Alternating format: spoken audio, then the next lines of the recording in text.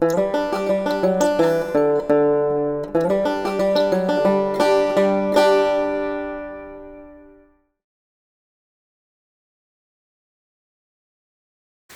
part of the Frugal Family Meals collaboration that's been going on all week long. There's been some awesome videos and some great suggestions, and I want to take you along for our video and show you what we're going to have for dinner tonight.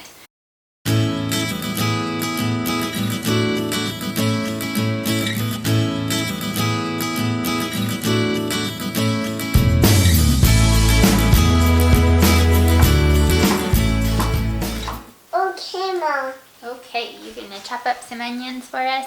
I can ring this camera. You're gonna be on the camera, huh? Yeah. You gonna tell us about making chili?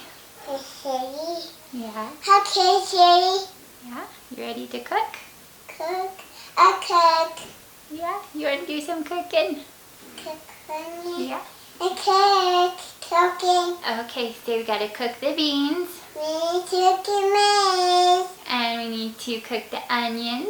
Onions. And the ground beef. From the beef. And put some tomatoes in. We need some tomato. Yeah, and some cumin. Camel. Barbara camel. Is that your favorite part? Tasty. Are they tasty? And it. Okay. Is it spicy? Too tasty. Not too spicy. Because the pink. I love you. I love you too. We are going to be making an Adzuki bean chili. These are Adzuki beans. They're little tiny, cute, adorable, brown, reddish colored beans. And they really pack quite a punch. We've been gluten-free for 5 years now, and we tried pinto beans and black black-eyed peas and several different things. We've done navy beans and lima beans, and all of them caused us a great amount of digestive upset. But I found out a couple months ago that Adzuki beans are supposed to be really gentle on your digestive tract and really easy for you to digest and not create all that gas that beans are known for. So we decided to give it a try, and so far they are working out really well, and we were super excited because it really does help us stick to a tighter budget to be able to have some kind of a bean. So a few facts about Adzuki beans. They are an Asian bean and traditionally used in Japanese cooking, and they have a really mild flavor. I've been able to use them anything that I would use pinto beans for, and they translate very well for that, so that's nice. They have 17 grams of protein in 1 cup of beans, so that is huge. That's like eating meat. I'm looking at my phone here because I'm not very good with numbers, but it's also very high in magnesium, iron, zinc, potassium, and then another one that's really huge for us is it's got a lot of folate in it. Folate is something that you usually get from leafy greens, and it's something that your body is like one of the essential building blocks. Without folate, your body can't produce energy, it can't manage hormones and hormone levels. It affects your brain, it affects, as you guys have probably all heard, you know, if you don't have enough folic acid during your pregnancy, it can cause birth defects. So folate is really one of the key building blocks to your body and your having energy and being nutritious and strong and healthy. So to be able to find all of that in a bean, so we're always having these huge high protein meals with just a ton of meat, which can be really costly. This is something that has really brought the cost down for us. So I can't wait to show you guys all about it and how we like to put it together. It's super tasty, and unlike most meals that I cook, I can actually get 2 meals out of this one. We'll eat it tonight, and then we'll eat it tomorrow night. So that's a really big help.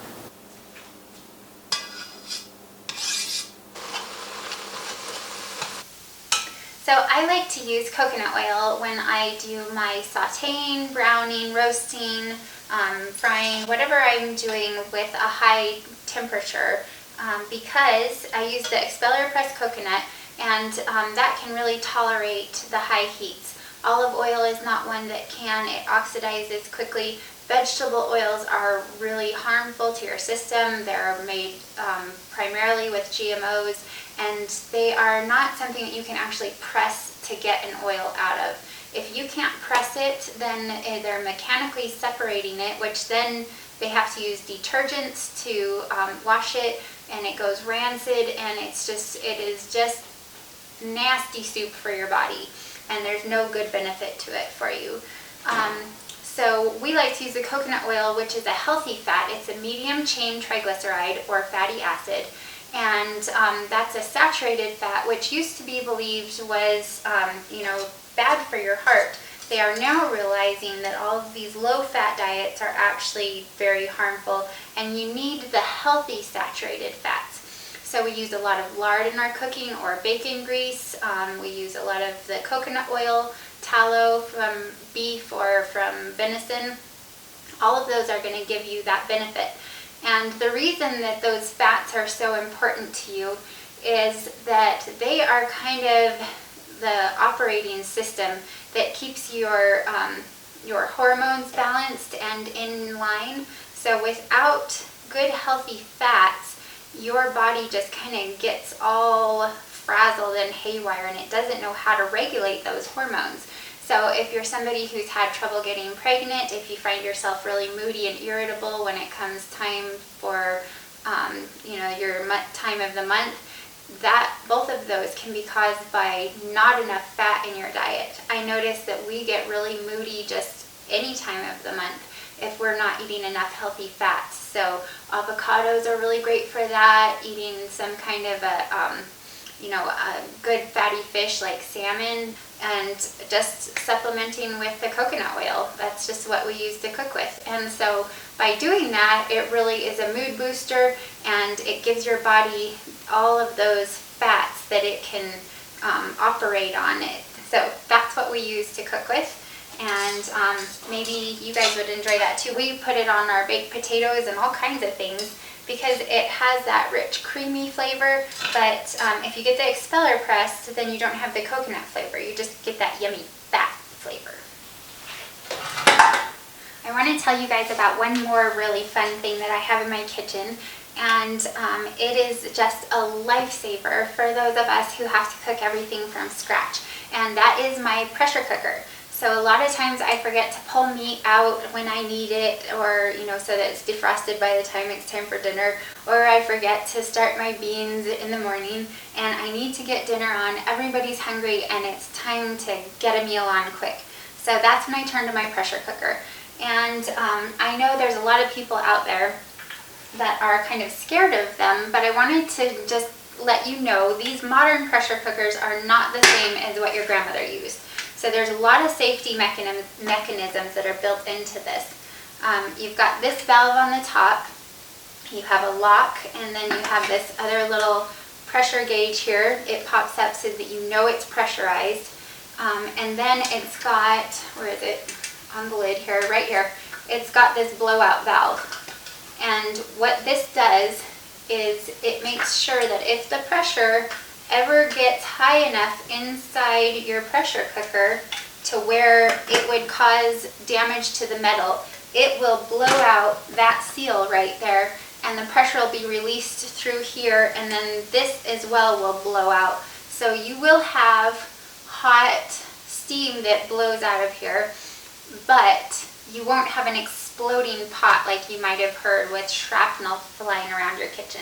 And it does take an enormous amount of heat. There's a lot of racket and all kinds of stuff that would happen long before that would ever blow out of there. So as long as you are operating it according to the instructions, these things are super safe and just a huge time saver. I do really like to soak my beans. On the outside of all beans and seeds and grains is what's called phytic acid. And the phytic acid is what can cause the stomach digestive issues, the digestive upset. And so if you soak them for, you can just do it overnight, then what happens is that protective coating that's on there, so that, if an animal eats a certain amount of these, a certain number of them are going to get pooped out of the animal, and they will continue to grow. So the same thing that causes it to not be digested very well by animals is the same thing that causes us to get all bloated and gassy and causes some real unrest in our digestive system. So by soaking them, you are able to remove that layer of phytic acid out on the outside, and the sprouting process actually begins. So it increases your minerals and your vitamins, and it just makes it more nutritious and easier to digest. So I started out with about a third of the pan full. I soaked them and then I rinsed them until the water was clear. And now you can see they've swollen up to about half the pan. And I'm going to fill it up to water, or fill it up with water to about this high, which is what is the recommended total amount of water, or the maximum amount of water that I can put in my pressure cooker. And you'll see these are gonna swell all the way up and they're gonna meet that line. And we will have 2 days worth of beans in half an hour. And of course you can see I have bacon in here, because what are beans without bacon? That is just great. This came from pastured pork that we bought from a local farmer that was raised out on the grass all summer last year, and it's just phenomenal.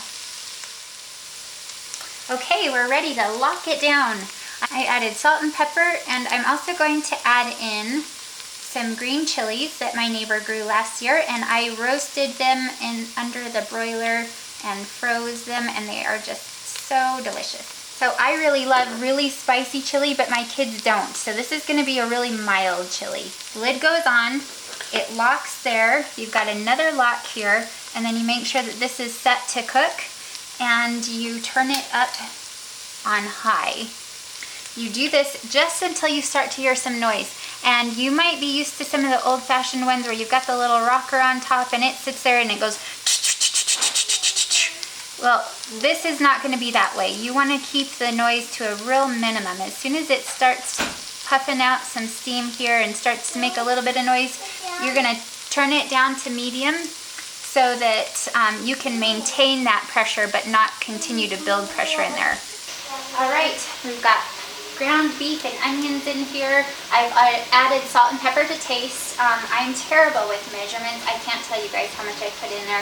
If it tastes yummy, then I'm happy. So I'm going to put in some tomatoes. We love the diced tomatoes, but there's something I wanted to mention to you guys about this. You can see the can has this kind of a copper or orange color coating on it. And that's because canned tomatoes can actually be really unhealthy for you. Hey, cutie pie. Hi. All done, okay. You gonna go with the boys? Okay, go ahead. Go watch your movie. So I really prefer to can my own tomatoes because then it's in a glass jar. The Tatler lids are BPA free. You don't have to worry about any of that coating that's on the metal lids. That's another thing I love about them. I have had a hard time sourcing affordable tomatoes since moving to Idaho. That was something in Arizona that was such an easy thing for me to do. But so I've been buying these organic diced tomatoes, and they do taste wonderful, but I do worry that there's BPA in this coating and would be leaching into our food. So you either have the metal from the cans leaching into your food, or they put a plastic coating on it and then you have BPA. So canned tomatoes are not your best friend, especially if you're a woman and you have any kind of an estrogen imbalance. BPA is just terrible for that and will cause you a lot of harm. So this week we are going to be canning 75 pounds of Roma tomatoes, and I'm super excited because that should get us through for quite a while.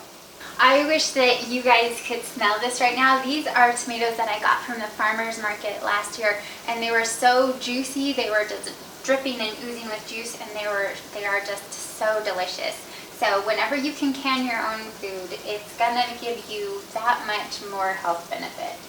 This is when I start dreaming about greenhouses, and being able to grow all of our own tomatoes would be wonderful. But up here in Idaho, it's something that's a little tricky.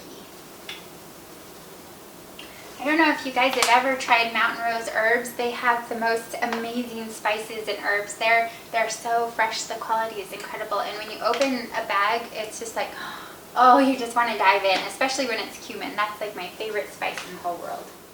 For all of you out there that might have trouble with digestive upset or, chili and spicy things bothering your stomach, cumin is actually something that will settle your tummy down. So adding a good amount of that will make this more digestible. And then we like to get our heat from the green chilies rather than from chili powder. Chili powder just seems to be more of an irritant than something that calms or heals. Whereas the green chilies, you're using the whole chili, and so it's a vegetable. And it's something that you're getting the heat just as a byproduct from it. And then the cumin will help digest it more easily and just help your tummy stay happy and healthy. You can see here on the pressure cooker, the little yellow tab is up. That means it's reached pressure. It is venting steam, so that means it's operating properly. And I have turned the temperature down to medium now, so it'll maintain that small amount of steam. And that way we know there won't be any blowouts. This is really starting to thicken up. You want it to turn from that bright red color to this nice deep orange roasty looking color. And that's about all I look for in this. It's so easy.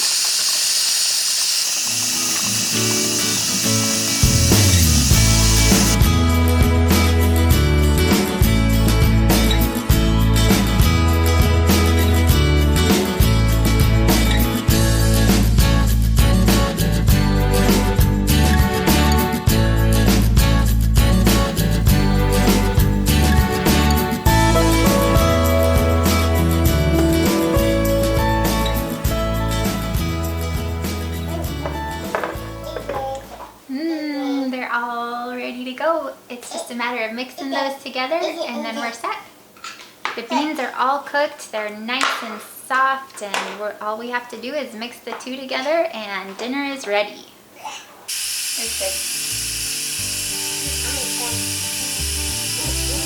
good.